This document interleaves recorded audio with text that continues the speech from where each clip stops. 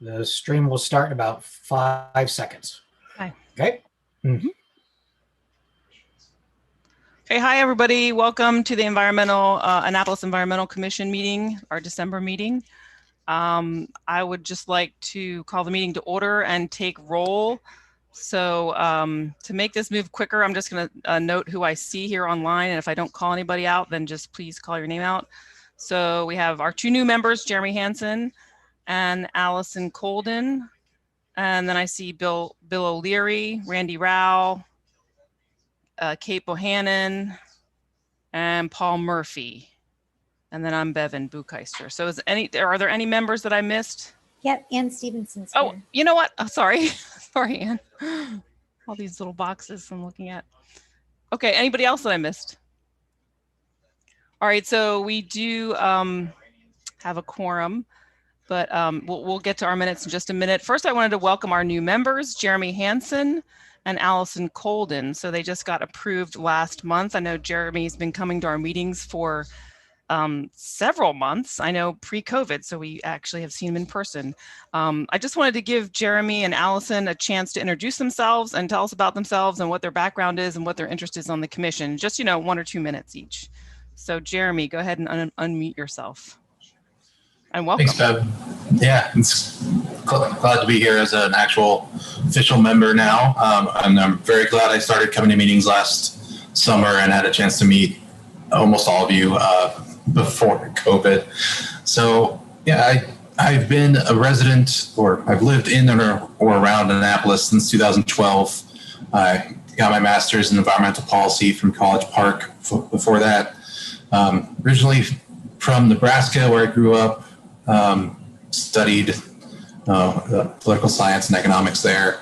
But out here, I've worked at the Chesapeake Bay program since 2012 down in Eastport, mostly spending my time there working with panels of experts that look at the ability to quantify the ability of best management practices to reduce nitrogen and phosphorus or sediment loads to the Chesapeake Bay from stormwater, agriculture, or other sectors. So that's my main wheelhouse is water quality, watershed management type things, but a broader range than that, and interested in getting a little better feel for more local issues besides just TMDL and WIP stuff.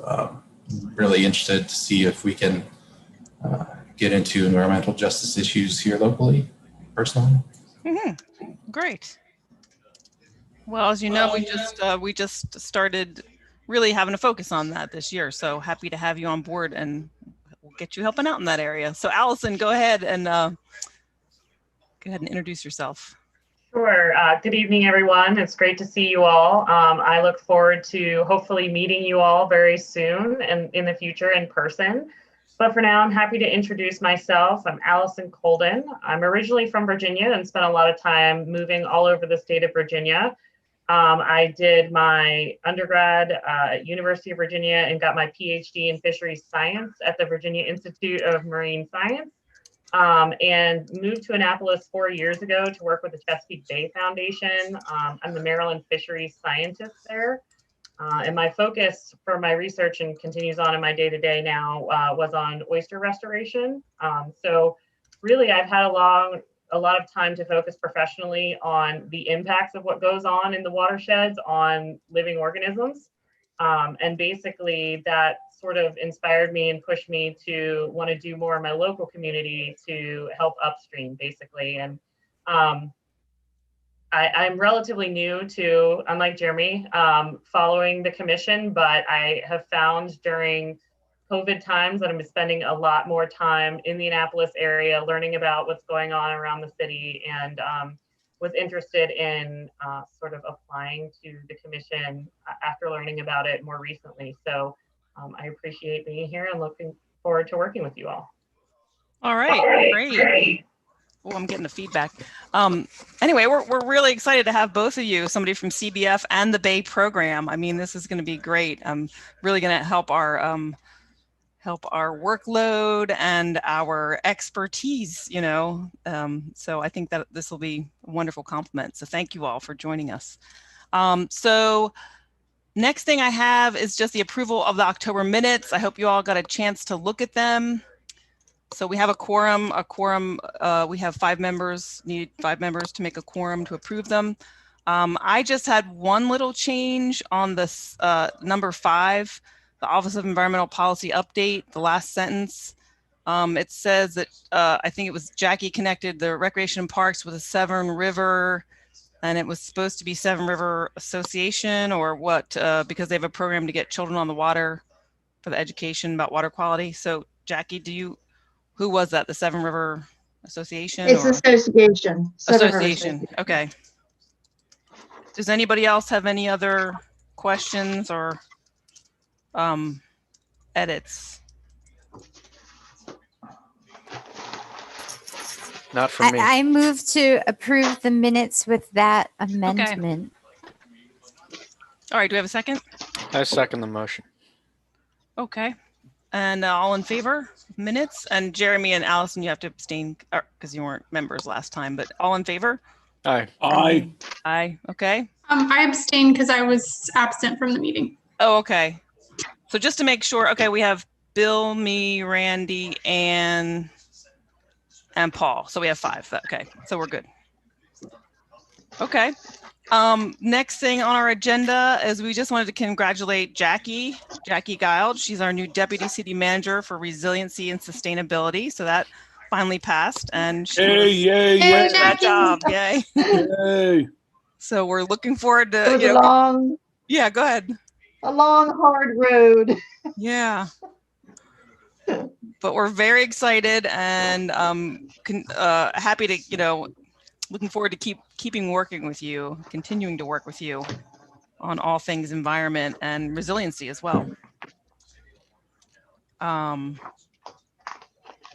Next thing on the agenda was our new meeting schedule, which we had kind of decided last month, but it didn't work out for November. I guess we decided this in October. Didn't work out for November because of the Thanksgiving holiday, but our new meeting time is the 4th Wednesday of every month from 7 to 9. So we're going to get back on a regular schedule. We were kind of getting, we were all over the calendar on the other days. So just wanted to get that on your schedules.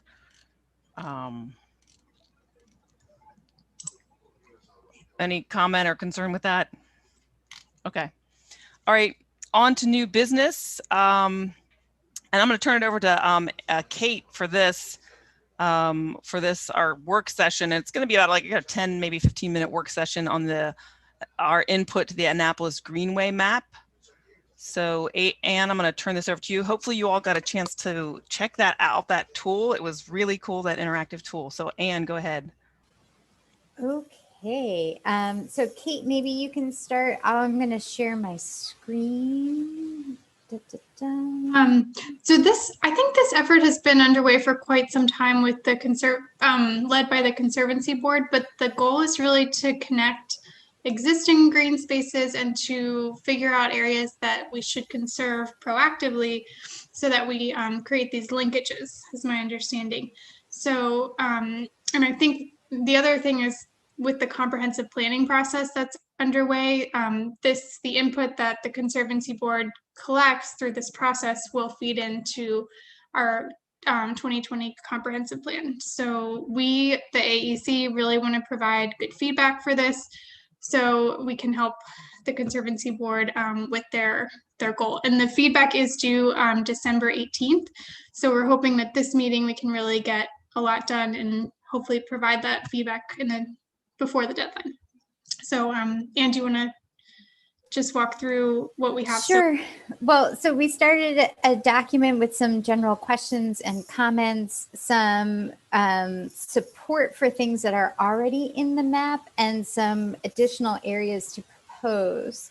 I think Jeremy and I kind of ended up having the same questions, which is sort of about like sort of linkages and recreational resources versus particular areas to say like conserve a parcel of land or ask for an easement. I think as part of the comprehensive plan, my understanding is that it's not just things that say the conservation board would do, but it could also be things that, you know, the planning board or the planning and zoning department does as part of, you know, making better sidewalk resources or parks and rec. So I think we probably should be inclusive in terms of the kinds of comments that we make. But I sort of left my brain dump thinking that it might be useful to sort of divide up our comments for things that are sort of more like connections between resources versus areas that we think might merit review as parcels of land to sort of eye for conservation or future easements.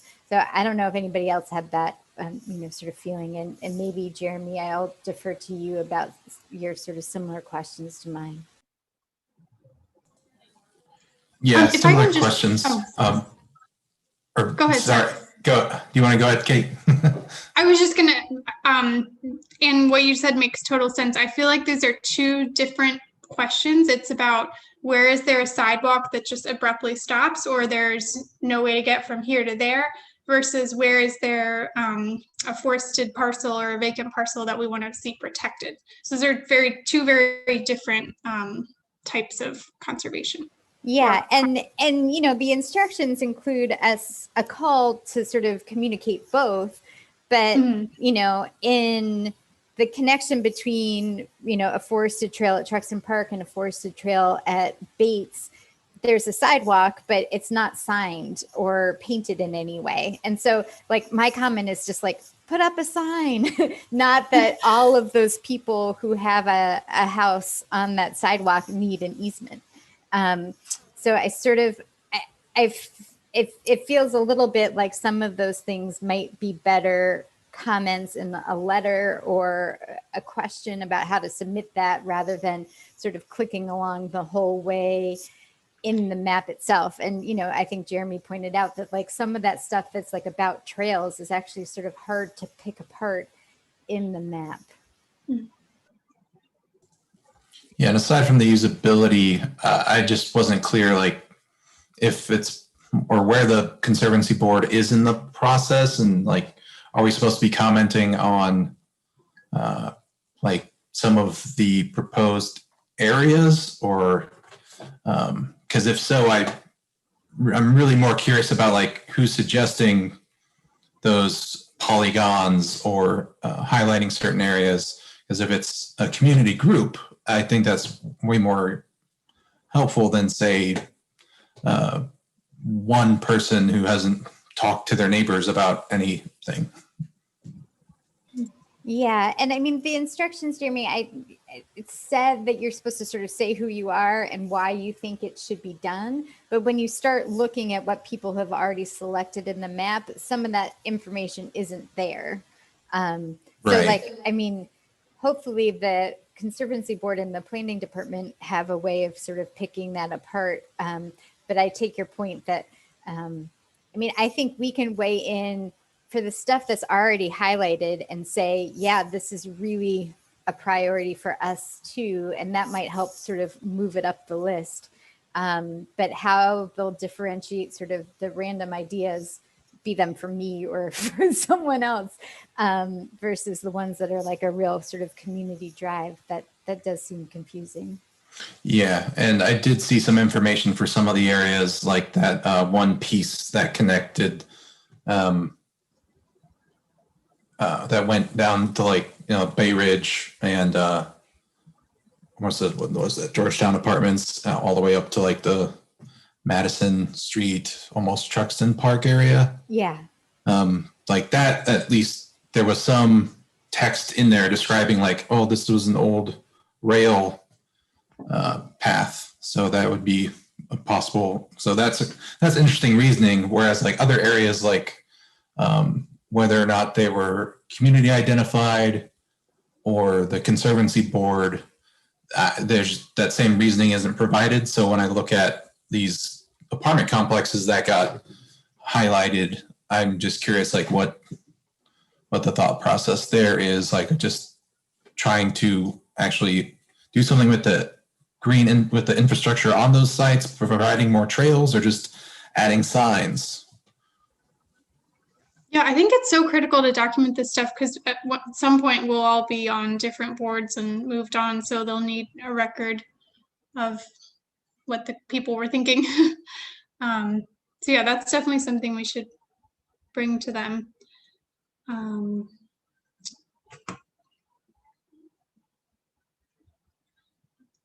then I don't know how we want to do, so the several people had suggested specific areas, either parcels or connection points. So I don't know if we need to agree on them individually, it could take a while, or how we want to do that procedurally. I think my proposal to you all would be to maybe, I don't know if we could write a memo or a letter to the Conservancy Board about the sort of two bins, like sort of parcels we think we agree with for identification, and then some connection things, just so maybe we're not putting all of the connection stuff into the map, which it seems like it doesn't fit quite as much as the like big parcels, and then we put the big parcels in the map. Oh, I see. Okay.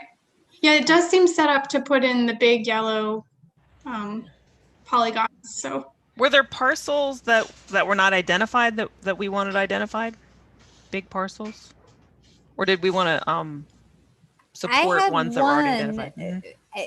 There's one in my neighborhood that I mean, and maybe it's not at risk, but there's a big kind of forested area adjacent to Admiral Heights, but it's, I think, the Navy radio. I don't know who. Yeah. So, I mean, I would be in favor of adding any forested area. So, you know. I that's had what should added be in the the Greenway. Oh, wait. Okay. Oh, yeah, mine was already identified. Yeah. Okay. Something that I added, but it wasn't clear to me since it's based on the imagery. It wasn't clear to me whether it was on the property of the water reclamation facility or not, which I would assume would be under control of the county. So I put it there just in case.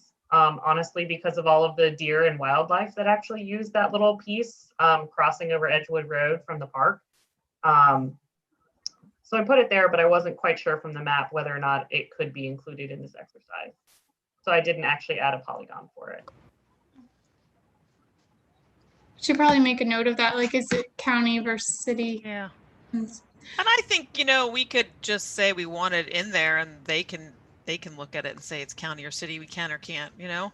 I think I'm comfortable with that.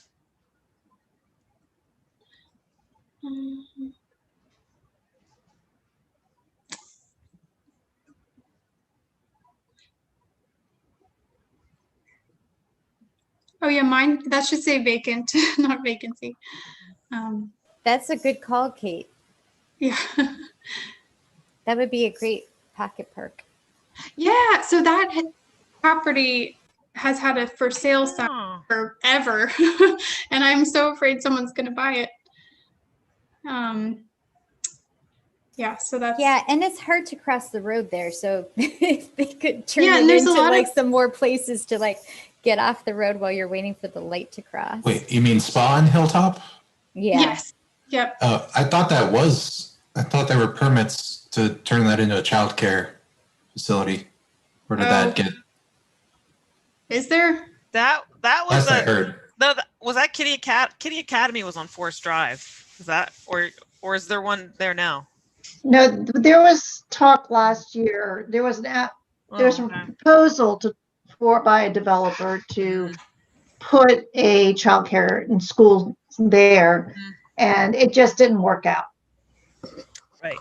Yeah, I thought it was as recent as July that they were still looking at that, but I could be confusing or just be out of touch on that. I mean, I don't know whether it's still in the I want to say that they just decided to go look at another area because there were so many restrictions on egress and ingress and egress were issues there, as well as how the parking lot could be configured. Yeah. So I believe that they may have moved on. I'd have to confirm that with, I think Tom Smith was involved in planning and zoning. So this is a privately held parcel, right? Right. It's not. Yes. Right. It's So owned actually by the temple across the street. oh, okay. So I mean, if we do put it on the Greenway, the effect of that is it identifies a parcel that the city might want to purchase with our open space money or something like that, right? I mean, it doesn't limit their development rights. I mean, that's what I took away from the description of the force and effect a designation on the Greenway will have. It's just kind of identifying opportunities for us to preserve places. And Right. I think that's places. correct. Yeah. Okay. Yeah. All right. Um, I like that idea. So I guess I'm curious if there's others on the commission who didn't have a chance to look at the map. If you have any thoughts, or if I guess maybe we could leave this open for another few days. We do have to submit it by the 18th. But I had a few thoughts, mainly just about clarifications for how to review. So I was just basically wondering what the goal is of the Greenway map. Is the goal to just identify where opportunities for more access are, period? Or is there the broader scope that deals with engagement and programmatic stuff to I guess make access easy or things like that? And then also, of course, you know where I'm going with this, which is kind of how does this relate to, the challenges that some of our more low-income communities have as it relates to access and resources to engage with these Greenway locations. Well, I mean, I think Randy, my sense is that the call is more for like, where are we lacking connections, or where could we develop more resources, not what we would do with them once we have them. And then I think that there are some suggestions already in there that like point out some of the ways in which there are just like some really obvious connections that are currently missing. But, we all live in different parts of the city. So, like my ones are from when I lived near Truxton Park and where I live now. And like, I sort of don't know any of the other ones. So I think we all kind of have to look at the map, just because there are going to be ones that you see or Jeremy sees or Kate sees that are going to be different, I want to add to that, Randy. So the purpose of the Greenway map and identifying these parcels is not only just to conserve land for aesthetic or for ecological uplift or connectivity of trails, but the idea is also that they could be preserved as green spaces, whether they're private property such as a cemetery or something, because it's connecting to another green space, or it's an aesthetic view that wants to be preserved. We could be identifying pocket parks, other areas that are important because they are contiguous forest or contiguous forest, or provide a habitat corridor. So there's a whole host of different reasons, but it's not geared to educational outreach or programming. I do have an idea that was sparked by Randy's comments that, we had asked for additional layers to be put on of where restoration projects are. So I think it would be wise to put an additional layer on this so we could see where, marginalized or low income communities are, to see if they have the same kind of resources. And that can help us prioritize our spending in the coming years, because, to see where neighborhoods are that have a lot of resources and maybe neighborhoods that don't have a lot of resources. And I think that can help us prioritize where our resources can go. Do you, Go ahead, can Randy. you help me write it? Oh, sure. Considering adding a layer identifying marginalized and low income communities where outsized or natural resources, parks, and might be limited, and use this to prioritize our future spending or future support of enhancement of those areas. Right, you could almost overlay like housing prices or something to sort of figure out where there's needs to be more emphasis on. Yeah, there's census tract information about income and things like that. So GIS. Yeah. And I was also thinking more. Thank you for clarifying that. So if that's the case, then maybe just access. Just kind of, just dealing with that kind of. Yeah. So resources and access may be limited. Right. I think we'll add that. Because honestly, just looking at it, I mean. I'm sorry. Yeah. No, I meant outdoor recreation resources and access. Yeah. Just would add access. Yeah. Okay. That good? Does that work? Okay. Yeah. So do you think that I could write a letter based on this with some additional input from everyone, and we could maybe vote on this list now? Or maybe because it's a preliminary planning exercise, we don't need to vote on it? Yeah, I kind of think this is not a position we're taking, I think it's more input. So okay. I think we're okay not to vote on it and just keep this open for more comments. And I wonder if, to get back to what Randy and Jeremy are saying, we could also just volunteer to be an ongoing part of the conversation for when this gets included in the comprehensive plan, and just volunteer to help prioritize or sift through comments somehow. Sure. I like that idea. So Jackie, I'm going to check with you and just to make sure you're okay with us not voting on this, Jackie. And I think is the city attorney on, or one of the city attorneys on as well? Yeah, no, I don't think Joelle's on. Oh. I didn't see anybody from the city attorney's office join him, but no, we're fine. These are just recommendations. Right. They asked for input from all the commissions and boards, so you guys are doing exactly what they asked you to do. Okay, right. And I'm just saying that we're not voting on it because it's not really like a position. It's more input. Okay, good. It's just input. Okay, what's the timeline though? They're asking for input by a certain date, or? Next Friday, the 18th. So we have another week and a half. Can Kate or I send everybody a nudge, towards the beginning of next week? And because we'll wrap it up by the end of next week? Sure.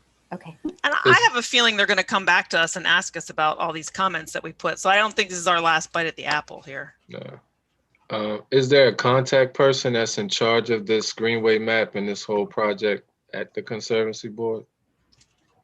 The chairwoman, Joanna Ogburn, is kind of spearheading it. So, Randy, do you want her email? Sure, you can put it in the chat, maybe. Okay.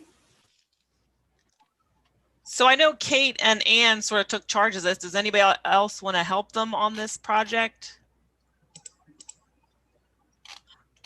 Or to be looped in? You can feel free to loop me in on the access for low-income and underrepresented communities that have challenges with access issues, just as a conversational piece. If they want to get some ideas or see my take on some of the things, I'd be more than happy to offer that. Yeah, that's awesome. Let's include that in our note, and we'll include our contact information.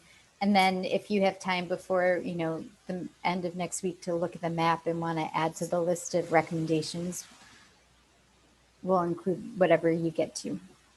Cool. Okay. Alrighty, I'll stop sharing my screen unless anybody else wants to look at the Google Doc any longer. All right. And then, Anne, you were going to send it around to us before you send it in, right? Yeah. Okay.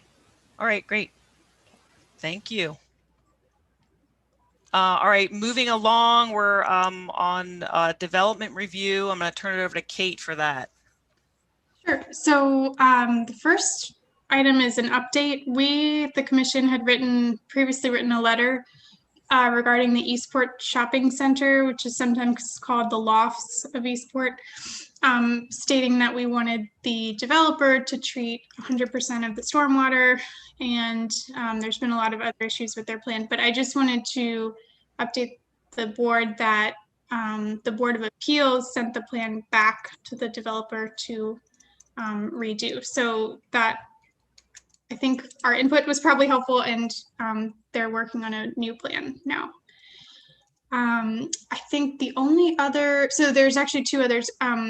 Crystal Spring, we've commented on a number of times. I don't think there's any feedback that's required at this juncture, but maybe Bevan, do you have more?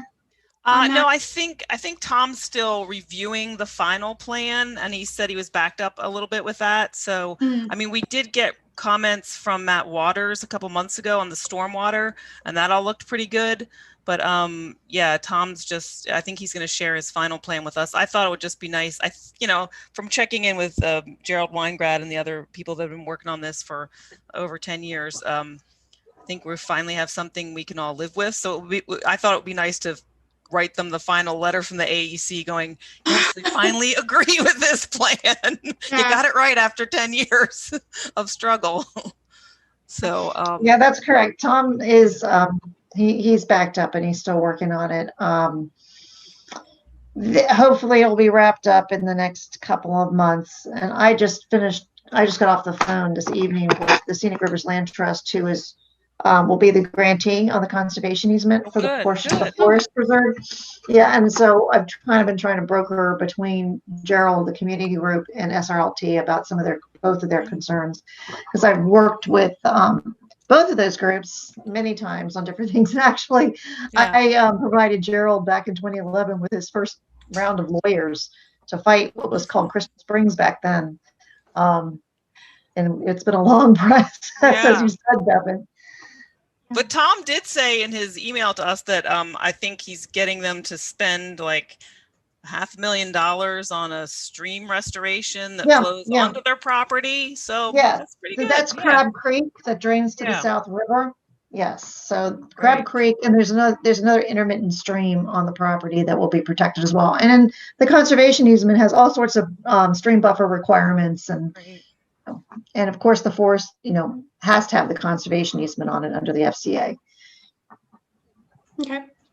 Right. So nothing this month. Okay, the Lofts at Eastport. I just wanted to mention that one thing that was in there was the that got sent back was the developer, or I forget, planning and zoning had required them to spend like $17,000 on planning for the conveyance system. I forget what the stormwater BMP thing. Yep. Which was incredibly minimal, because when we had talked to them years ago, me and Diane, like 2-3 years ago, they said that they would do that totally. They would pay for the whole thing. So I think we're pedaling backwards on this one. So I was glad to see that it was remanded back to them.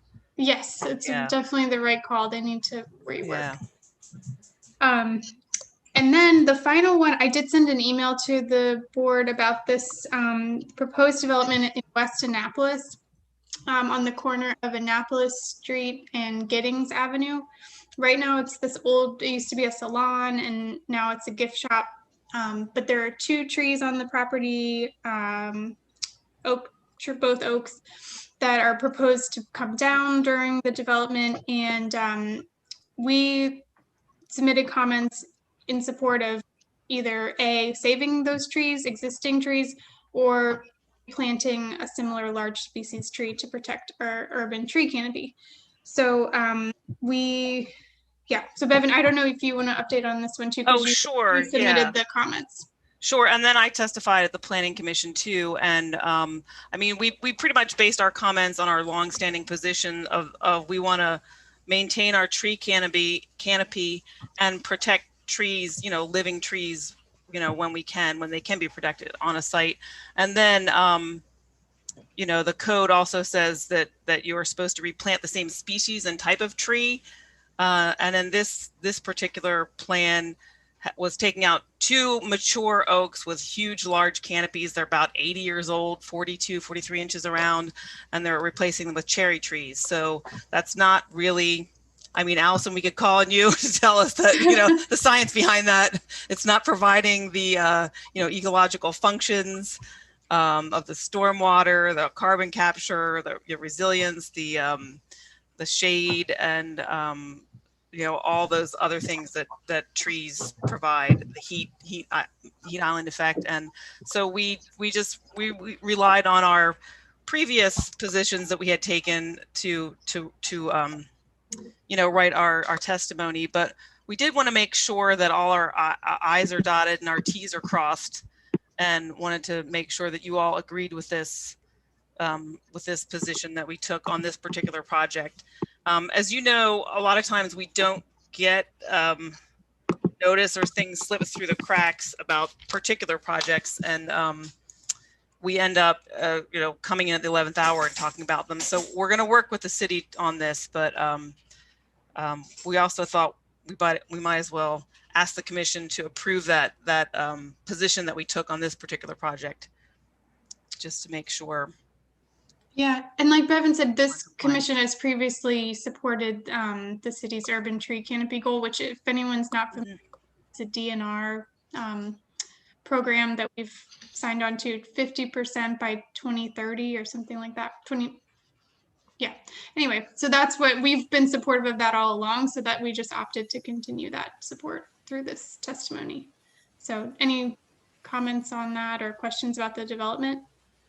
I wonder if there's something that we can do to, as a commission, to sort of outline the parts of the code that we particularly look at in the development review about. So things like the tree canopy and stormwater management, and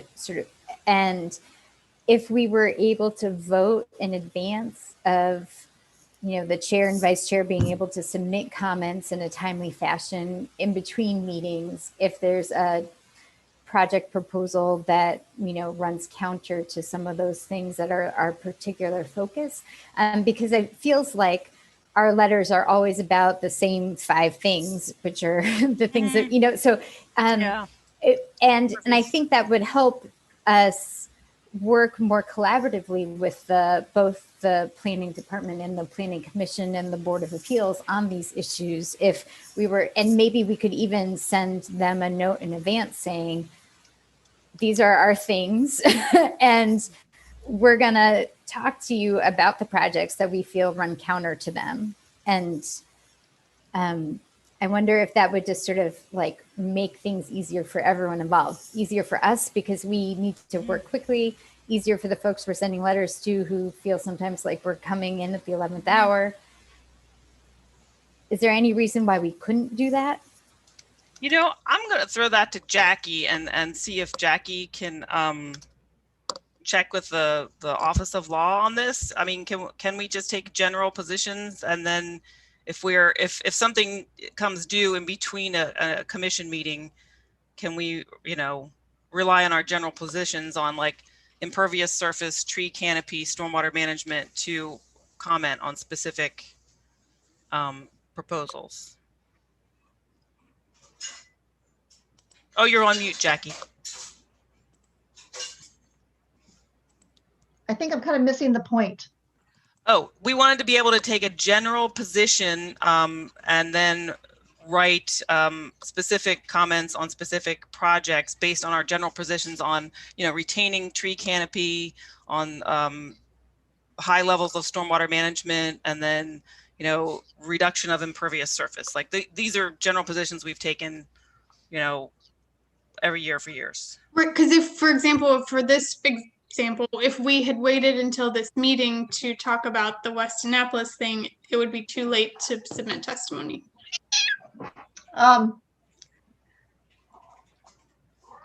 So what you're asking is if you have general positions which you all have voted on, Mhm. you want to then be able to write specific comments on sub-issues or as these general issues apply to particular projects. Right. And you're asking if, one, do you need to vote on your general positions? Well, we do need to vote on them. I would. Yes. Yeah, Okay. So right, that's your first right. hurdle. Uh-huh. And then secondly, once you've established what those general positions are, can you just submit comments without, and this is the part I'm missing, without fill in the blank? Without taking a Meeting. commission vote on every single comment letter. So it would be like allow the chair and the vice chair to submit comments that are consistent with our positions without Okay. taking a vote on each specific comment letter. Because, I mean, Okay. we previously would send things via email, but I know there was some concerns about that with the Open Meetings Act. So, Mhm. but again, it's just as an advisory board, we're not really, we don't have any authority to do, we're just submitting our input. So it seems silly that we would have to meet to. To approve a letter? Right, Right. exactly. It seems like it seems like we're sort of stuck as a board because things happen so quickly and then our meetings are Right. only once a month. And So if you had a subcommittee, let's say for this Greenway map, and Randy and Ann decide they want to submit quickly some comments as like a subcommittee or two people working on it, they could do that consistent with the Right. general positions. Right. And actually, I was just thinking about the chair and vice chair doing it, but I mean, those two would be working up the comments, giving them to us, and we go, yeah, that's consistent. Okay, put it in, you know? Okay, so I will pose that question to Yeah. Joelle, Okay. Mike, for you to facilitate your work. This is why you're requesting. Okay, that. right. And And I mean, then that's if not they- that's not the way we want to work. We want to work backwards. We want to work out of getting into this position, but you know, hopefully in the future rare case when this happens, then we want to be able to respond. Yeah. Okay, got it. Jackie, there's also a part in the code that I noticed when I was looking at it a couple weeks ago that says we can give notice of intent to respond to any of these commissions, like the Planning Commission, which to me says, okay, we did not have the time to respond, but we're going to respond, and you have to keep the public meeting open.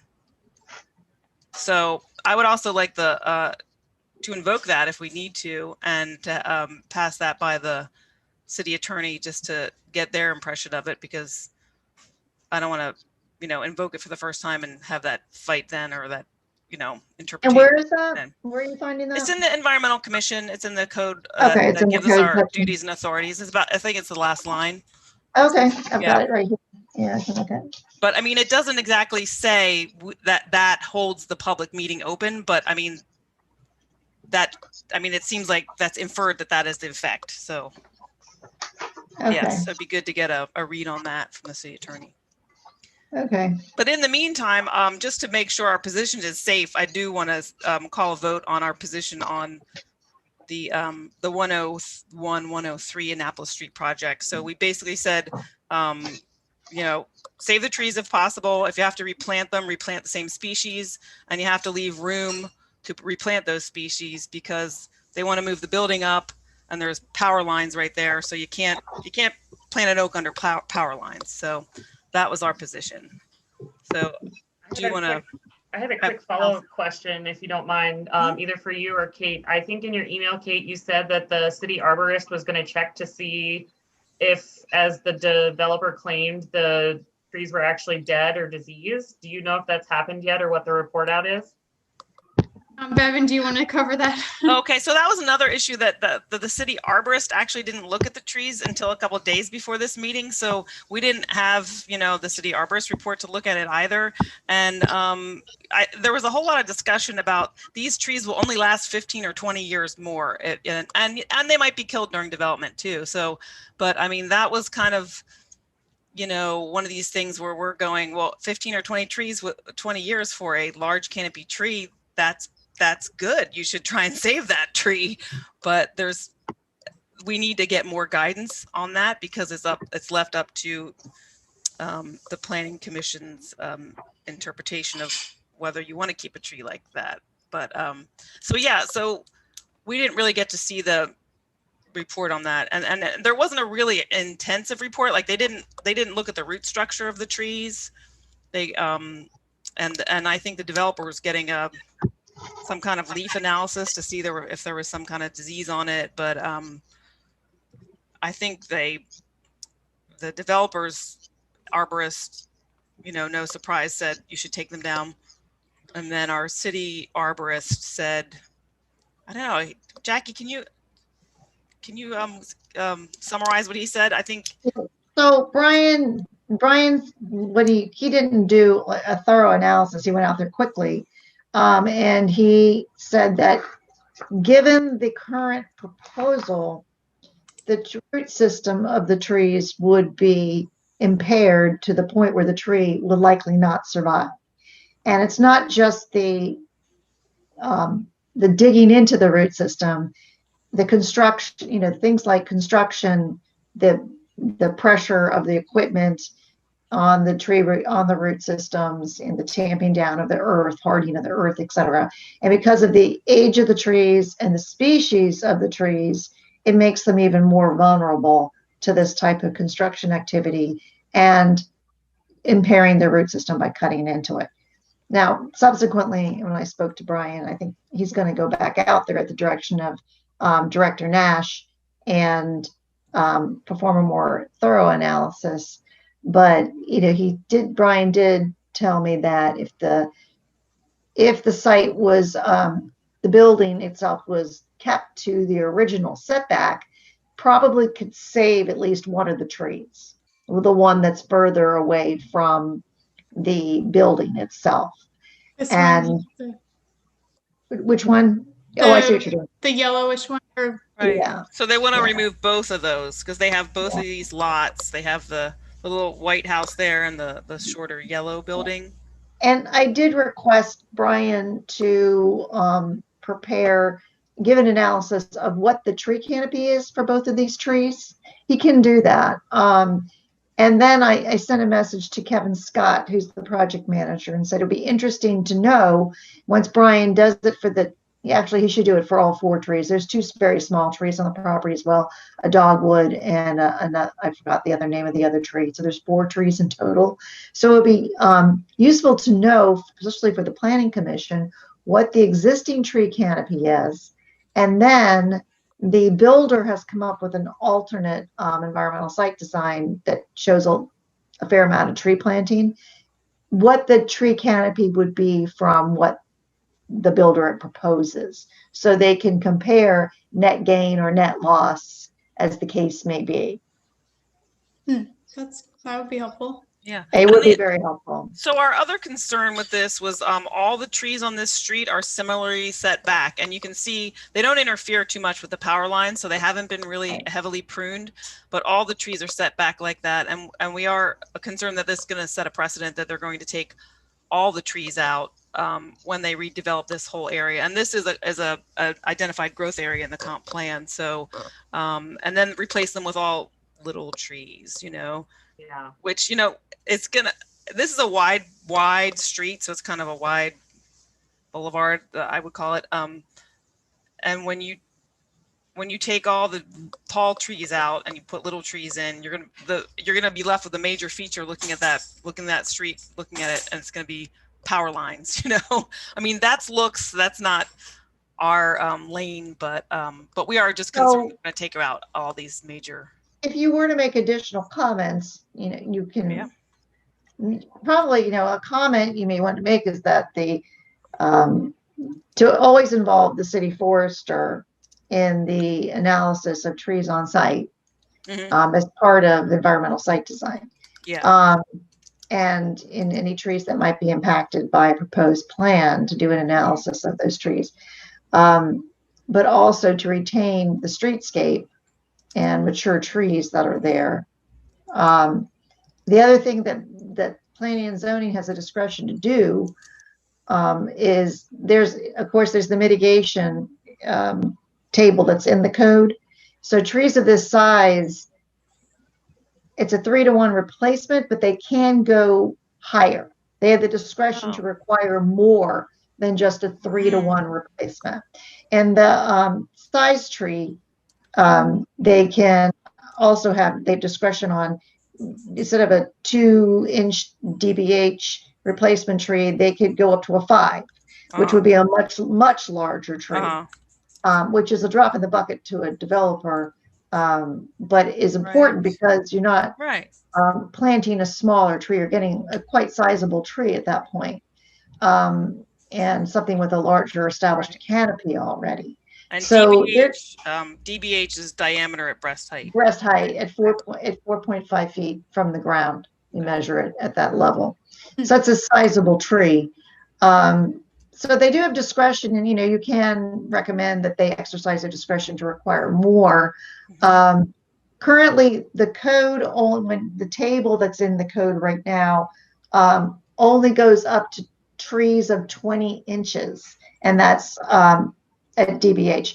And so that's 3 at this point. So when you're looking at a tree, one of these trees, I believe, is 35 inches and one's 42 inches. That's why there's discretion in the code to go with larger trees and more trees.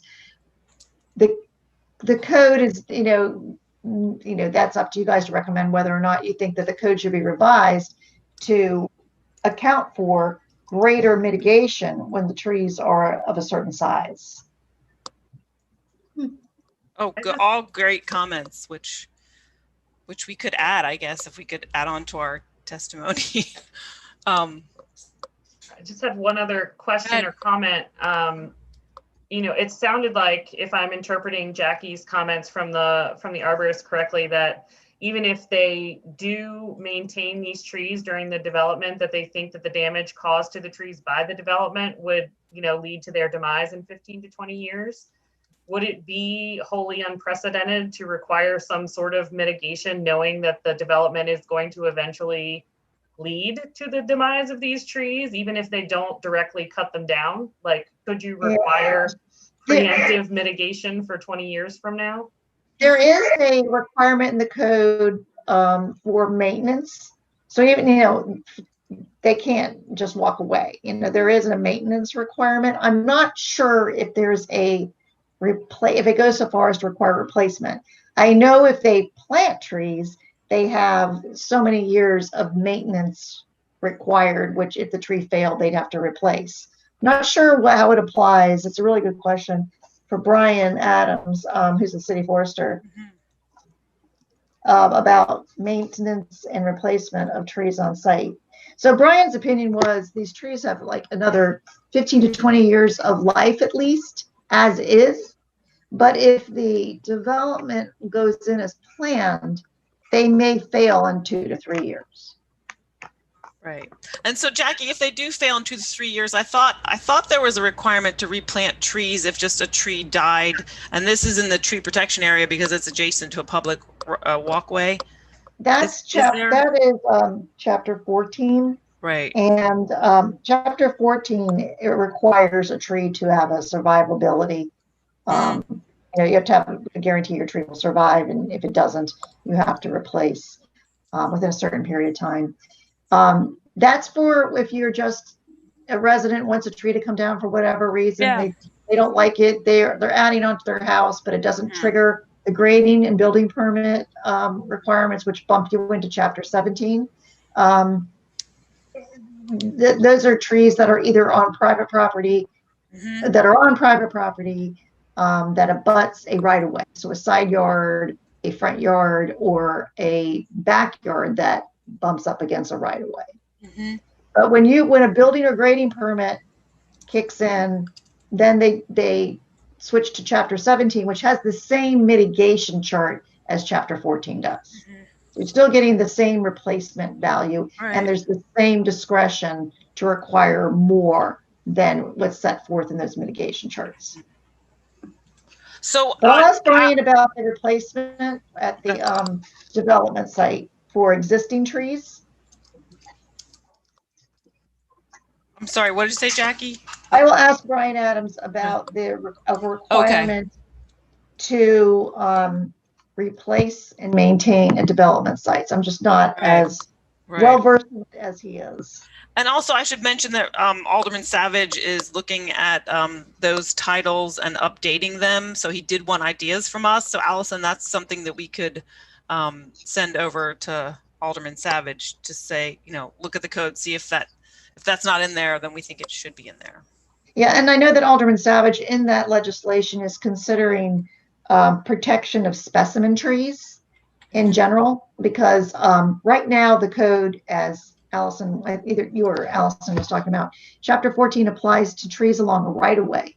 But what Alderman Savage is trying to get at is that the very large trees, even if they're in someone's backyard and even if they're not adjacent to a right of way, protecting those large trees.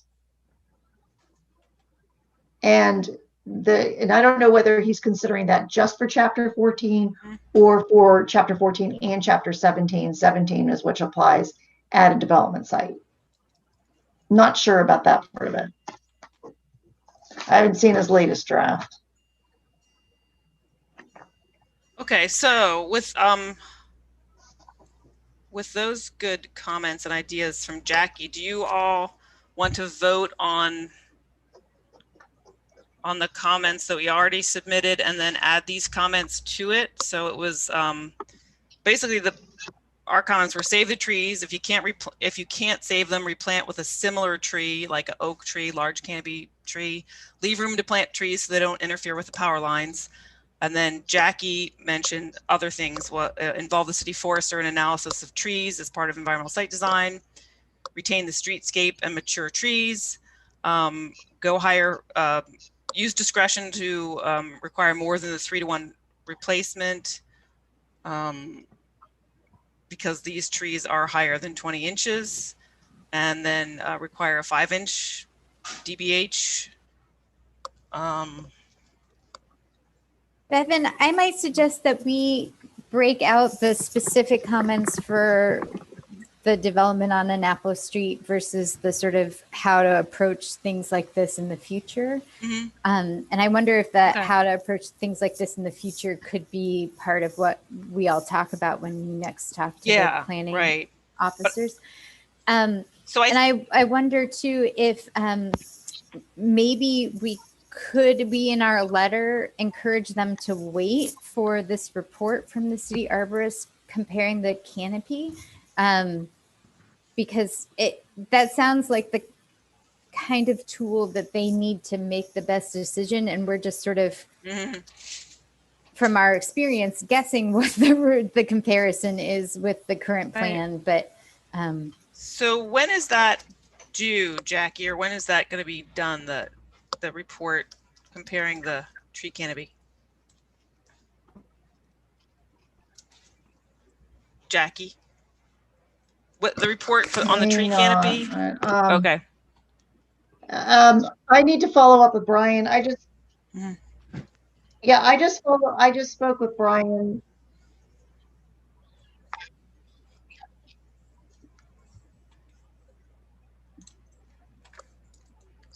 So while you're looking for that, Jackie, Ann, I just wanted to clarify that the things that I was talking about that Jackie had mentioned was that you said might be a future approach. I thought for these comments, requiring more than a like a bigger tree, DBH, 5 inches instead of whatever they required, and requiring more than 3-to-1 replacement when because the tree is larger than 20 inches. That to me was like that applies to this, but immediately action. Yeah, so that's fine. Yeah. Yeah, and then what were the things that you thought were not immediately actionable? Yeah, I think I just. I mean, it sounded like some of what Jackie was saying. Oh, right, were right, things that we could sort of work to see if we need to update the code or right. I would leave implement a them different out. procedure. Yeah. Right. Yeah. No, I would leave them out. The ideas for new code. We can vote on the idea of them, right? And just figure out the to share them at a later date. Sure. Okay. So with that in mind, I would move that we approve the comments related to tree canopy that Bevan previously stated. Tammy, I'm sure that's really hard to put in the minutes, but hopefully. Do I need to state do you want to restate them again? Mm. All right, I'll restate them. So it was the save the trees if possible. If you can't save them, replant them with a similar tree of similar species and size. Leave room to plant the replacement trees so they don't interfere with the power lines. That was what we said already. And then this is the new stuff. Involve the city forester in analysis of trees on site as part of environmental site design. And I've written all this down too, so I can send it to Tammy afterwards. Retain the streetscape and mature trees. Use discretion to require more than 3-to-1 replacement because these trees are larger than 20 inches. And then also require a 5-inch DBH rather than what was required, Jackie, it was smaller. Right.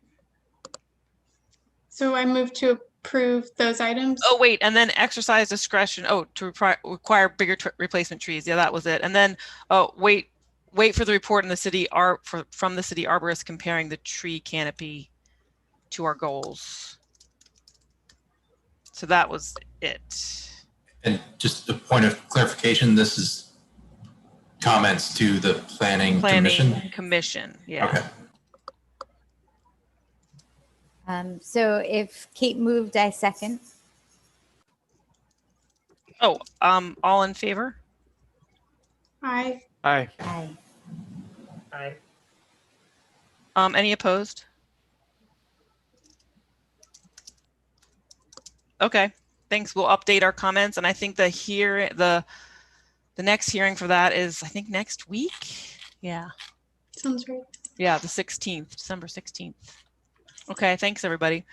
And yes, there were some other things that came across our radar on this that we're going to talk to Rob about for his tree legislation. And one of those is the notice sign that was put up on this project.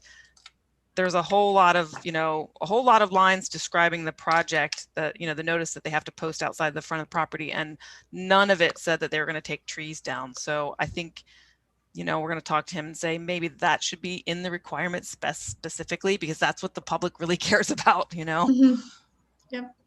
So, but we have time to work on that legislation. So, okay. And I just have one more thing on development, which was Racine notified us that the Track It program is going to continue to, or e-Track It program is going to continue to be used for a year or so until there's a new system. So, and that's it for development. I have a little tack on to development, if you'll indulge go ahead. me. Yep. I got a letter from the county about the Poplar Path extension feasibility study. So that's the Poplar Path runs parallel to West Street, it's behind the library. And it ends at Admiral Drive. And this is about the continuation from Admiral Drive to Route 2 and beyond. And they're considering 3 different approaches and soliciting comments. I got a letter, I think, because where my house is. It's, on the county website, and you all might be interested. And the 3 different approaches are pretty different. It's not dissimilar from the Greenway exercise in terms of, clicking on the map and adding comments. We could consider submitting comments as a board, but right now it's less about them doing something than more like they are going to do something, but figuring out which way to do it. So it might be sort of more of personal interest than a board business. So what were the 3 different approaches? I mean, if they're quick to. I'll do my best. So there's a right of way behind West Street that ends like at Hudson Street. And so they could cross to Old Solomon's Island at that intersection where there's the used clothing store, you know. But there's no crossing there on West Street. So, okay. There's a island. Oh, return to Oz. Yes. Oh, okay. Yeah. That street. That's one option. One option would be to go all the way to dump out onto West Street there and continue to the Route 2 intersection, and then to maybe create more pedestrian pathways on Route 2, or to go down Admiral Drive. And that would be because the street is so narrow and there's like sort of a big hill ravine, there would be sort of maybe more infrastructure required to make the pathway on Admiral Drive, but that would go to Jennifer Road, which has sort of more space for sort of a trail. So they're looking into the 3 different options. Well, when's the when are comments due? I think early January. I can forward everybody the info. Okay. All right. I'll send you all the links. Okay.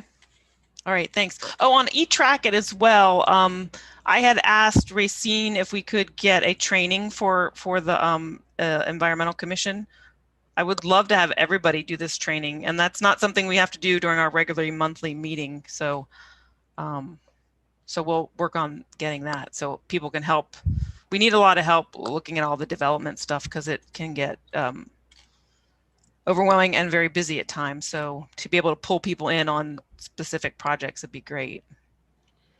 And while we're on the topic of trees, I was going to talk about this during my DEIJ talk, but I just recently got facilitated a bid for the Replant Anne Arundel County program for 100 trees to be planted throughout any site in Anne Arundel County. And I actually facilitated this bid. It may be the first time ever with a minority-owned vendor. Great. So that's something that I've been working with that regard. But my question is, does the city have a plan or an idea for identifying open spaces that they would allow for tree plantings to take place? And secondly, are there any tree planting programs similar to the Replant Anne Arundel program that the county has? Because if it does exist, maybe that's something that we could look to facilitate with minority-owned. Yeah. So you wrote the grant, right? Hi there. So you wrote the grant and got them the job to do, right? So because I originally said, well, can my consultant firm submit the proposal, and if awarded, I can subcontract out to a minority-owned vendor, and they said no, that wouldn't work. That I'd have to facilitate that. And and this is important too, because I was talking to Randy, and you were telling me that like the minority-owned vendors don't usually write grants to get their jobs. They just get jobs, because they're not grant writers. They have no right. Complete.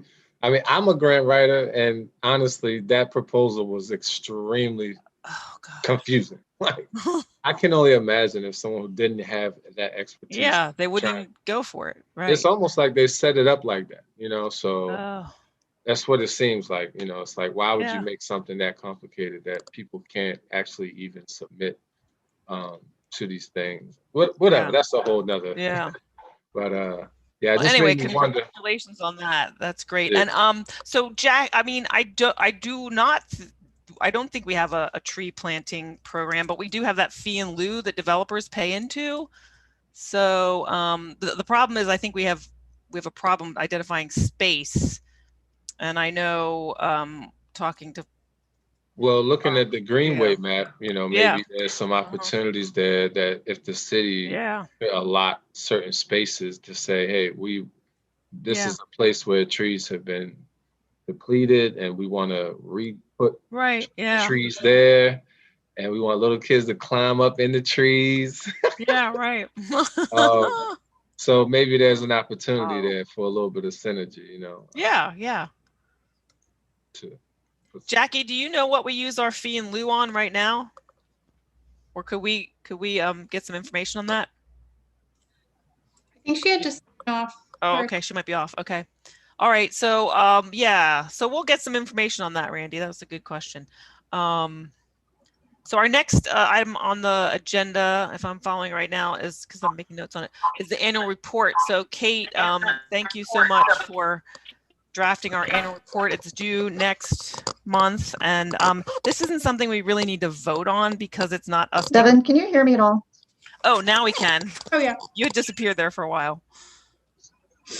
Right, so we can hear you now. So I hope you guys got a chance. Can you guys hear me, Devin? Yeah, now I can hear you and I can see you too. Yep. Yeah, you disappeared there for a while. Okay, I keep getting kicked off this call.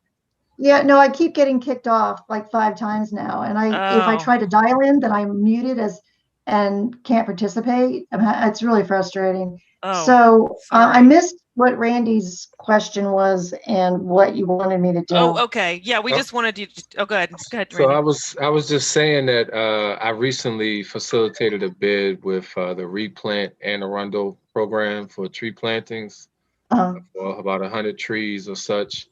And it may be the first ever minority owned vendor. I have to do some homework on that, but to actually get that. So my question was, does the city have a program like Replant Anne Arundel, where they basically are taking bids in or proposals to fund small construction firms to plant trees throughout the city? Secondly, if not, is there designated spaces that could be identified where trees could, depletion of trees. So as a result, we want to replant things there. So is there spaces that have been identified as open spaces that could be potentially be places to plant trees at? Okay, so to your first question, I think the answer is no. I can double check that with Brian, but in the 2.5 years I was director of OEP, I never heard of such a program. And Brian, we talked all the time about ways to get more trees planted. This was never brought up. So I want to say 99.9%, the answer is no, but I'll confirm that with Brian. And then we did, about when the Forest Conservation Act was amended about 1.5 years ago, Brian did come up with tree planting spaces. And so we can share that, and I can find out if he's updated it at all. So many of the sites he identified were street trees. The city is out of funds to do street tree replanting, and there's a lot of trees that need to be replaced. But there are also, he identified some other opportunity sites, and all of the areas along the proposed the West-East Expressway that the mayor has proposed, are also excellent sites to do tree replanting. And I think at Newtown 20, there's opportunities there as well for tree replanting. And I had talked to Brian before and have spoke to Sally since then about making that a priority to put them in some disadvantaged neighborhoods, and especially Hackett neighborhoods. Yeah, because if you think about it, and Annapolis is in Anne Arundel County, so technically Annapolis can participate in the replant Anne Arundel. So there's a possibility there. I think there's a funding thing there, where there's a funding thing where I think it's supported by the stormwater fee or developers, fee in lieu.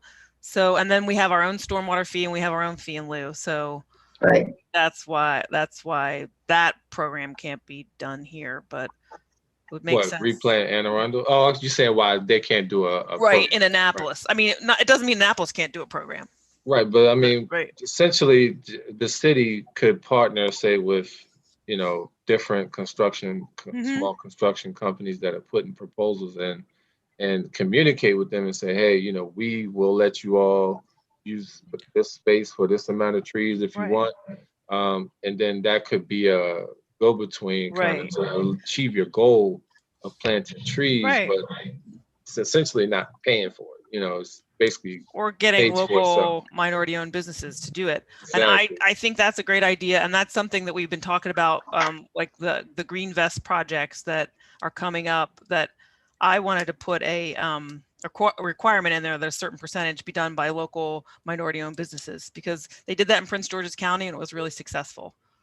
So DC too. DC, they did that Okay. majorly with that, because they were replacing a lot of Mhm. infrastructure. Yeah, So, they did a lot of stormwater work Yeah. there. Yeah.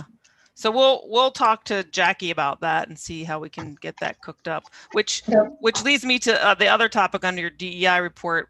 I'll leave that to you though. But, I want to I'll move on to the annual report, and then we'll go to your DEI report, because I think legislation, Alderman Savage, is not we don't have the green building code stuff because he's a little bit backed up in that. So back to the annual report, we just make sure you look at it and give Kate your comments, and we need to turn it in by January, and I don't think we need to vote on it. So yeah. Yep, I just emailed it to everyone. So. Okay. Yeah, thanks.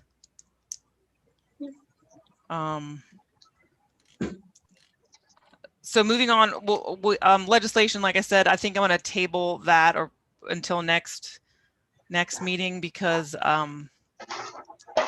he's not ready with that, and I think everything's backed up, and he's working on other things. But he did want our well, we'll look out comments for his tree legislation, but he hasn't introduced that yet, so we don't need to comment on that yet. Let's see. So Randy, let's go back to you and just, why don't you give your DEI report, DEIJ report? all right. Get to that before we run out of time. So basically, as you know, we've been trying to, put a more of an emphasis on how the commission focuses on things that relate to underserved, underfunded, the disenfranchised, kind of lack of resource communities, and how we can create opportunities through economic investment as well as development through job training and skills in the environmental sustainability industry. So as a result of that, I kind of have been spearheading that with Bevan's support and a few others, and just, seeing what I can do to kind of identify different opportunities, resources, et cetera, et cetera. So what I've done is I've created a list of activities that has been going on, and I wanted to send it out after the meeting. So if anyone wants to add to or change or add recommendations or input or ideas, et cetera, and this can be just a rolling document that will be shared at every one of our meetings, and kind of just as we go type of thing, kind of a rolling ball. So first on the list was, I'm just going to read some of these out briefly. I'm not going to read all of this because we'll be here for a while. One thing was, adopting a city goal to include minority-owned. I can share my screen if you guys like. Sure. Yeah. Yeah. So I think, this was Jackie's idea at last meeting. She told us to get some ideas on paper, and then we could, I agree with them, some goals and ideas for the city to pursue, and then we could agree on that and send that to the city. Yeah. So can everybody see that? Mm-hmm. Right. Got it. Adopting a city goal to include minority-owned businesses and environmental work dealing with maybe working with Green Vests, helping to develop minority environmental services businesses and connecting with existing programs, such as the READY program that me and Reverend Johnny Calhoun spearheaded some years back that dealt with stormwater maintenance and clearing invasives, and also tree plantings and watershed garden installations. And that was called the Restoring the Environment and Developing Youth. That program is no longer existing, but maybe there's an opportunity to revamp or rebrand that program. Require firms to get some of these environmental jobs to mentor and hire interns that come from Black and Brown communities, Hispanic, Latino, and African-American communities. And that's kind of in lieu of the HBCU program that DNR internship program is doing that I instituted there, that's still running today. And the Work to Live Well program, which was spearheaded by Joanne Throw, that I sat on the development team for, where we basically created an apprenticeship program for aquaponics careers on the lower and mid-eastern shore and in Baltimore City. And also supporting summer internships, stipends for interns. The city of Annapolis has more environmental agencies than many other places in the world. It is like a complete hub here.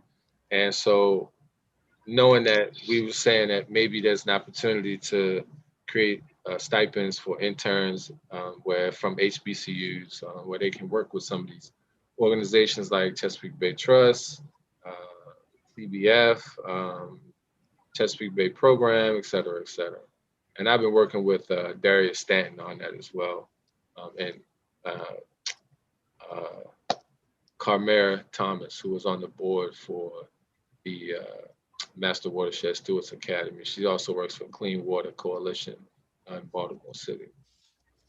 I work with locals to help them to identify opportunities, to point them in a direction to help entrepreneurship businesses in the environmental sector. One of the biggest things we notice is that a lot of times in the environmental sector, they push for careers that start at the most minimal, lowest paying wage. And so we want to look at, putting them in positions of power and positions of growth and decision making, and giving them wages that they could actually live on.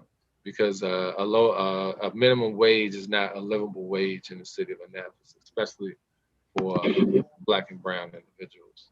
So that's something that we're also looking to do, to figured it would be a good opportunity to connect youth and help them start, whether it's low construction scale businesses or lawn care businesses or stormwater maintenance businesses, to help get some of the funds that are out there, to bid for some of the funds that are out there to do some of this work in regards to impervious pavement or watershed garden installation, or green rooftops, or installing rain barrels, or watershed gardens, et cetera, et cetera.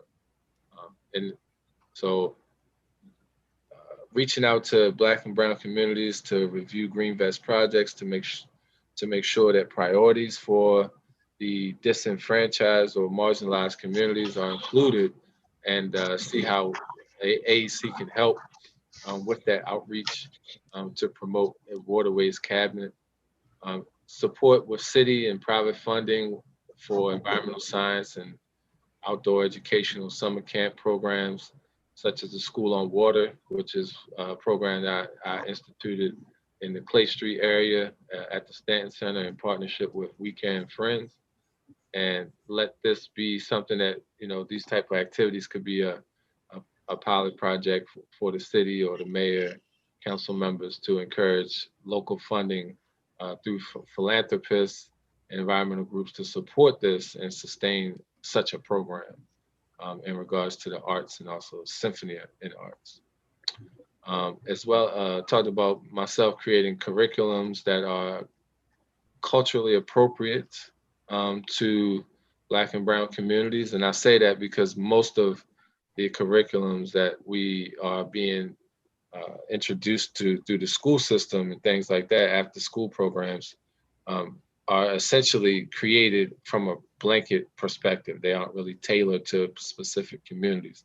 And one thing we've learned over the years is that Black and brown communities learn differently than, say, someone from a high level, high, medium range household.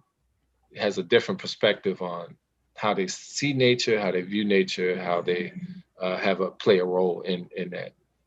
So including trips, tours, etc., dealing with that. And that was about it. Yeah, thanks, Randy. Got a little more, I'm sorry. Okay, so go ahead. Yeah, so developing city champions, influential champions to explore opportunities that involve city schools, neighborhoods, Chesapeake Bay Foundation, supporting trips to some of these development sites so that we can try to prevent school dropout and things like that, to give them a sense of purpose in life through the environment. Creating mentoring programs to develop career pathways to environmental and outdoor educational, environmental and outdoor jobs for local communities, especially low-income communities, Black and brown communities, seeking out partnerships with DNR, Bay Program, federal agencies, EPA.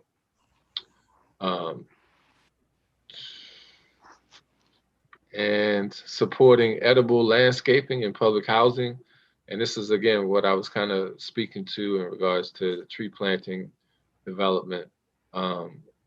Trees, gardens, watershed gardens, storm gutter cleaning out, revamping of extremely dilapidated playground areas that have extreme flooding and have just, very minimal quality. And so making these things activities very community driven, and using data as a means to make the case for why some of these activities should and need to take place. Entering into an MOU with the city's housing authority and using the art of persuasion to get architects to landscape and nurseries to donate services, tools, plants, and expertise, and possibly even mentoring opportunities. And as well as helping community gardening to help low-income communities grow, produce their own crops, their own produce and herbs. As you know, we have a major food desert crisis here in the city of Annapolis and the county and the state and the world, in regard, let's take it even further. But so we're looking at trying to find maybe funding to support community gardening so that individuals who live in these communities don't have to go out of their community to get quality produce and quality fruits and vegetables. As you know, city of Annapolis has more public housing communities per capita than I believe anywhere in the United States of America. And so as a result of that, we really feel like that should be something that we should be capitalizing on, finding ways that we can help build those communities up, since they are such a big part of the city of Annapolis's movements. And then also the idea for Christmas trees, we just made an observation that, right here, I live in Watergate. So right here in Eastport Shopping Center, they're selling Christmas trees that are very expensive, and the average household, even my average home, I can't afford these trees.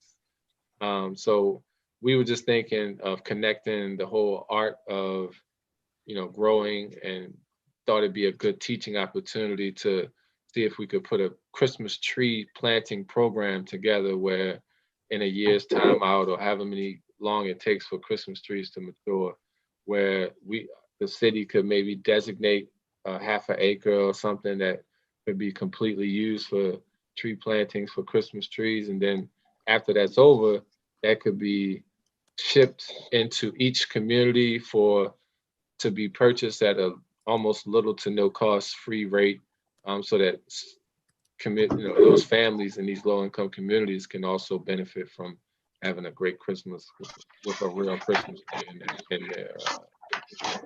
Yeah, thanks, Randy. Thanks so much. Did anybody have any questions or comments for Randy?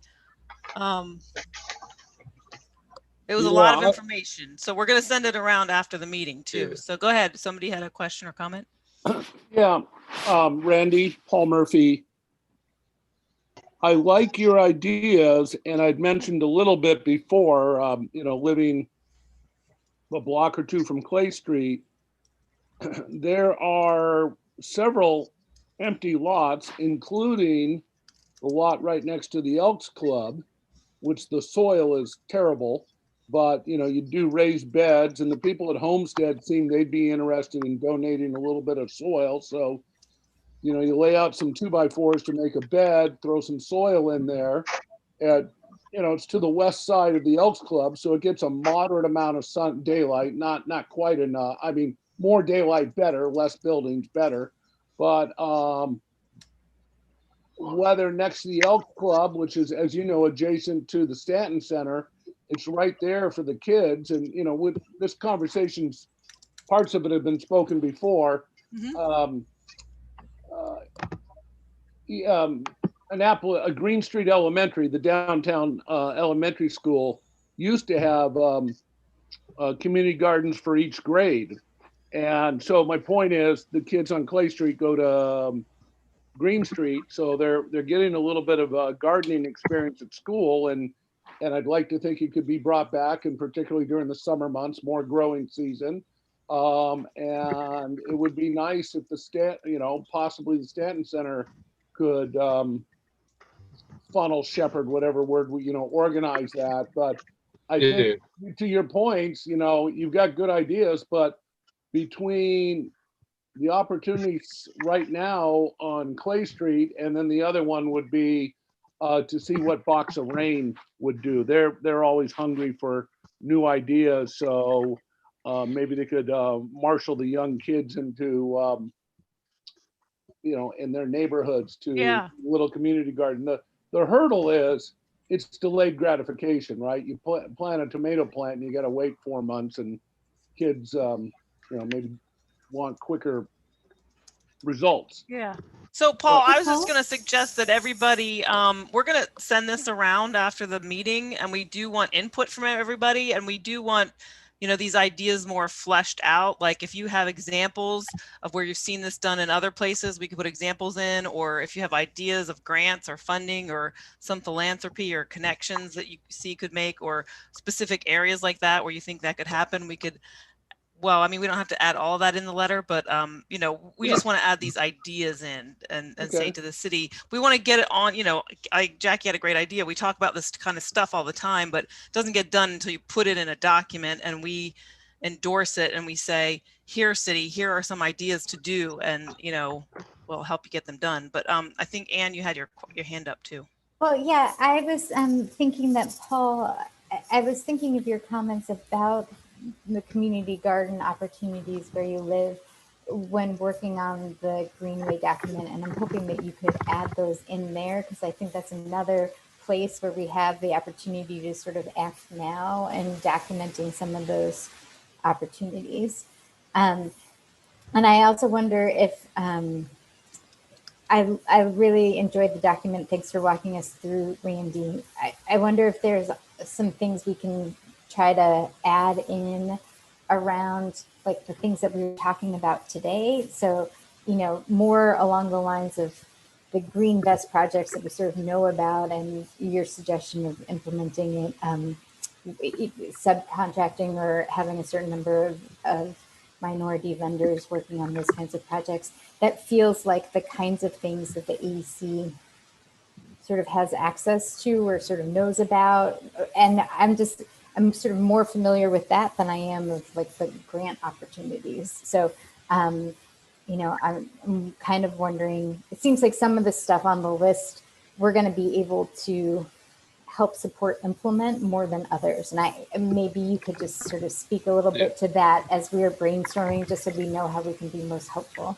And then to Mr. Murphy, I would say maybe the opportunity for a greenhouse would be better than raised gardens, I would say, in that space in Clay Street. I only say that because then you could turn that backyard space, and I've seen it, we've toured it before, and turn that whole back area into a complete greenhouse. And then you can facilitate entry and outway. You can control the weathering a little bit better. Yeah. Look at herbs. You can look at Year-round spices. growing. Yeah. Right. And then you can look at training for youth, Mhm. all year round, where kids Yeah. don't want to be, they're bored, they don't want to, they can facilitate coming in there. Mhm. Yeah, and I did think, I mean, I think, we are free to suggest ideas that either, we can help out on. These don't have to be things that we can help out on, but these are things that we want to see our city take charge of and support and move out on, and where we can help, we will. But I think, that was the kind of the idea behind it. Yeah. So we send it to the mayor? Yeah, sure. We can set, we're Who are advisory we to the mayor and the council. I see. Okay. Yeah. Yeah, I've talked with the mayor about many of these topics. And he seems to be ecstatic about it. He's Oh, like, good. let's do it, let's get it going. Like, he's just kind Good. of, he's very supportive. So that's good. Great. All right, so Randy, we're going to send that around after the meeting and ask everybody to give input, and maybe we could get it approved by next meeting if we have it done. Yeah. I think we have a lot of ideas, and we can do one this year, and if we have more ideas, we can send another letter. That's Yeah, fine. and this is my last thing. I kind of Okay, go forgot ahead. this. I've been working with Civic Works in Baltimore City. They have a green sustainable career center, and they train people with little to no education, people with records, people that they help them get their records expunged. They help them with job training. They help them with resume building. They help them with public speaking. They train them in OSHA, different tactics. They train them in PV solar installation. They have like 4 or 5 different categories of work that people can choose the tracks that they want to work on. And I mentioned this to the new director at Civic Works here in Annapolis, and I've mentioned it to a few others in that space. And, I really just want to see if we can maybe put some infrastructure ideas or base level thoughts around a sister program very similar to that here in the city, where we could work with and maybe get something like that off the ground long term. Nothing overnight, but just something I feel like with the changes in administrations and the support around social equality right now in the world, that this may be a great opportunity to bring through green sustainable work careers, this opportunity to really give some people a leg up, I wonder, Randy, if those are folks, you could give a presentation on that and invite someone from it, and we can invite folks to join us for part of the meeting. That sounds like that would be interesting to lots of folks. I'd love to learn more. A good idea. Yeah, that'd be great. I like that idea. All right, thanks. So we'll see if we can get that around everybody and maybe have it, voted on by next month's meeting. All right, thanks, Randy. Let's see. Okay, so we had other continuing business that we needed to update people on, and I know Racine sent around the list of restoration projects, but we weren't going to review that today. And I had been asking for AEC volunteers to act as a liaison to each of our local restoration groups. And the thought behind that was to just check in with them every month and learn about what they're doing and learn about like if there's some processes or policies that are inhibiting them, or if there are some processes or policies that that don't exist that would help them get their restoration work done. So I think I'm going to save that though, because we do have just a little bit of time left, and I think we just need to have an organizational meeting, especially with our 2 new members, to see who wants to work on what. So I will send around that list. Also, in the code, when I was reading the code a couple weeks ago, I noticed that we're supposed to have a liaison with the Naval Academy, and I think that would be really, the code says we're supposed to do it, so we need to do it. So there's a whole bunch of roles that we need to look at for the coming year to get ourselves prepped and compliant. Yeah, and Bevan, I think we had assignments for liaisons to other commissions and tracking the agenda, and I would love to look at that list that you've created of the other groups. Yeah. With the list of the other commissions, because it sort of feels like we Okay. have an awful lot of homework, and we may feel that like if we had to choose, we got to choose the planning commission or whatever it is. Right. So if we could, in some ways, if we could sort of Okay, we'll combine them consolidate just that to list, see- right? Yeah. Right, and then there are some of the major groups, and I think also the Severn River Association. I think is the Severn River Association in our city code. They are supposed to be advising the city as well. So I thought, well, we need to connect with them because we're advising them on the same thing. So there's some of those things where we really need to do it at Naval Academy, Severn River Association, Planning Commission. So these are the top priority ones, and then there's others that would be nice to have covered too. But but it also, I mean, like some of that stuff, as Jackie brought up last time, she's doing that as the regular course of her work. And we have the waterways cabinet, and so I just wonder if there are some things that we would feel like if it's happening at the staff level, do we need to do it at the board level? And I think there are some things where it would be sort of more appropriate or might be more useful for us to do as the board. Right. Okay. Yeah, but we'll put together a whole list, and then, I mean, I can pre-sort it what I think, but then you guys can respond to it. Yeah, and maybe on that list that. we could sort of include the stuff that Jackie and Racine are already doing, and like Jeremy's already doing for his job, and I wonder if there's stuff that we're sort of covering in other ways. Right. Okay. I'm trying to minimize the homework, if you can tell. Right. Yeah. It is a lot, and I know everybody's a volunteer, so yeah. So we'll coordinate that list, and I'll put on the ones that I think are top priority, and we can send that around, and then maybe we can have a meeting, just an organizational meeting for January. And that also brings up that we have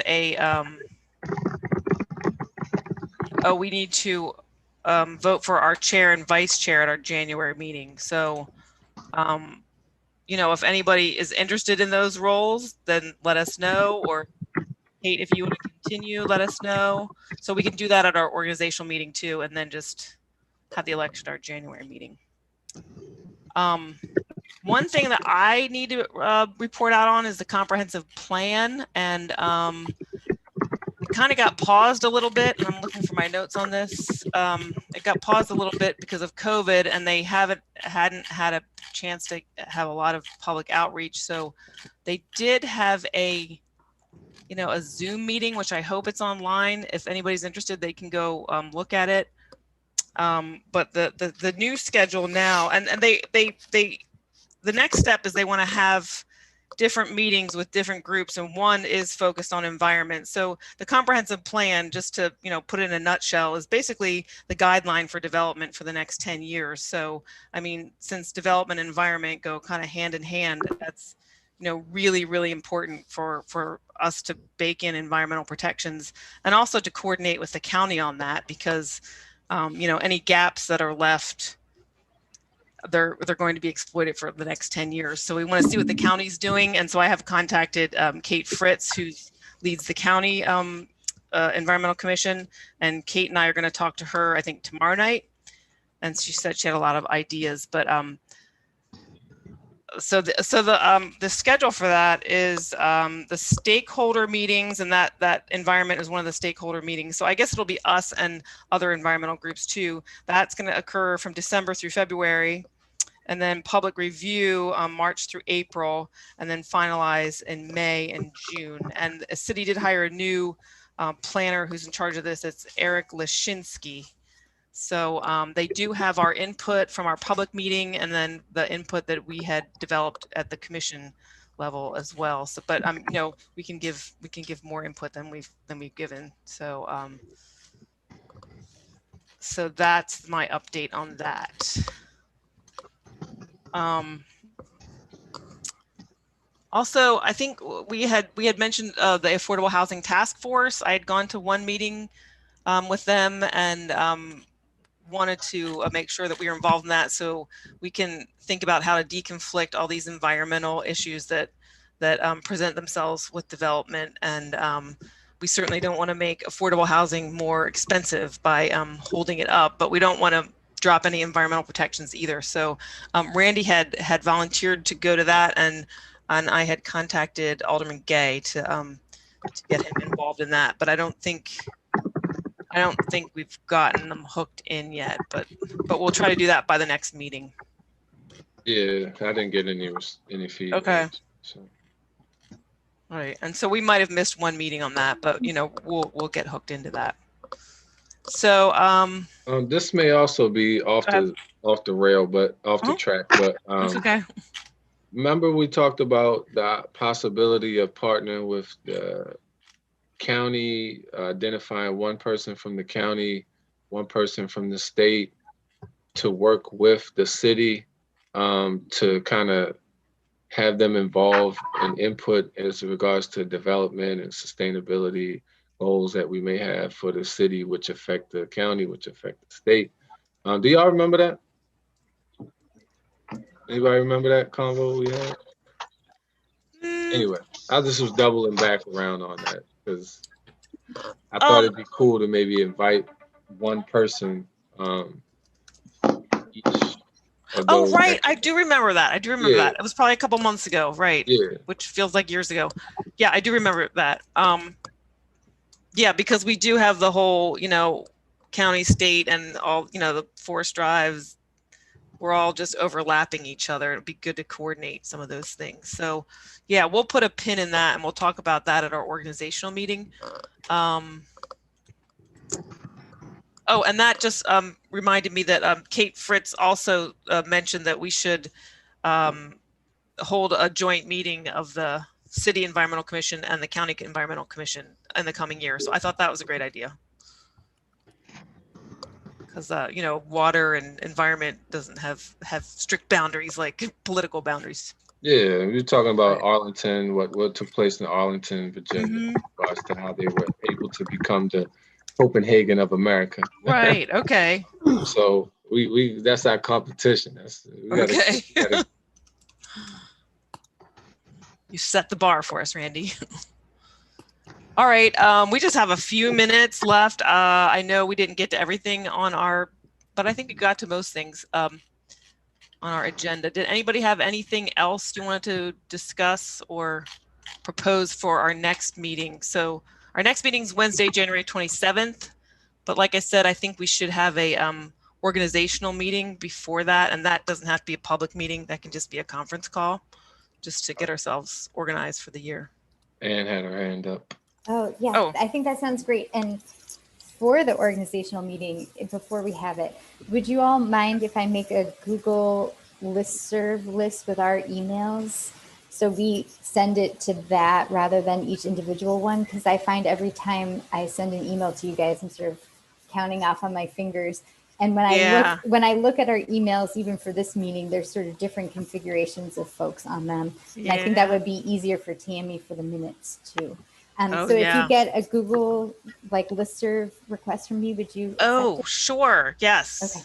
Thanks. Yes, please. That's a great idea, because I know I just rely on memory and it's not a good method. Yeah. So great. Okay. Anybody else have anything for the good of the AEC?